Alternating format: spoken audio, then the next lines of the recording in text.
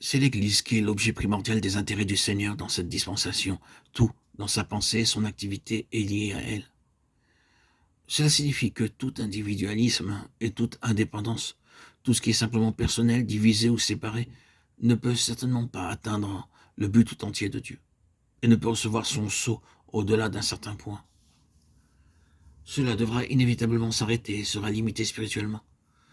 Toutes les ressources divines ont pour objet la formation et le perfectionnement du corps. Et les individualités ne peuvent arriver à la plénitude que d'une manière relative.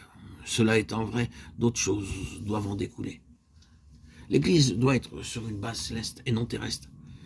Une base terrestre amènera toujours des contradictions de quelque sorte. Tout ce qui, sur une base terrestre, est quelque chose qui distingue les enfants de Dieu par sa position, ses intérêts, ses relations ou son titre, est une contradiction à l'Église, le corps de Christ. Aucune de ces choses n'a de place dans les lieux célestes, et leur existence ici-bas signifie faiblesse spirituelle en présence des puissances spirituelles du mal, qui sont dans les lieux célestes. Il nous fut ainsi révélé avec une clarté croissante que notre position actuelle sur la terre était dans une certaine contradiction avec notre position spirituelle dans les lieux célestes. Le moment arriva où il nous fallut expliquer notre expérience aux autorités qui existent, et l'issue se précipita. Il n'y avait aucune porte ouverte qui permit à nos corps de suivre la voie où étaient déjà entrés nos esprits, tandis que d'un côté ce fut un chemin de vie vers l'élargissement et une plénitude parfaite, ce fut d'un autre côté un chemin qui fut coûteux, incompréhension, fausse interprétation, faux jugement, ostracisme, mauvaise réputation, s'élevèrent de toutes parts. De nombreuses portes se fermèrent et nous perdîmes beaucoup d'amis.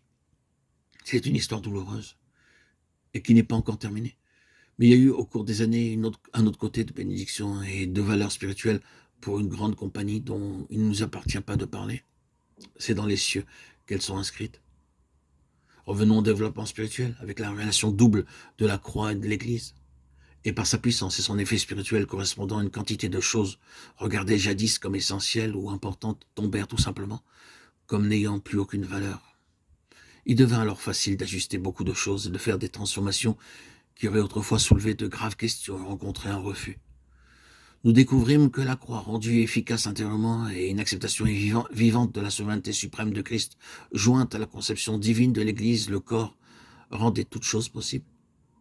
C'est la révélation qui avait accompli en Paul ce que rien en dehors du ciel n'aurait pu effectuer, son émancipation du judaïsme. Ce que nous sommes arrivés à voir, c'est que les pensées, les intentions et les voies véritables de Dieu ne peuvent être saisies que par des croyants réellement crucifiés et ressuscités.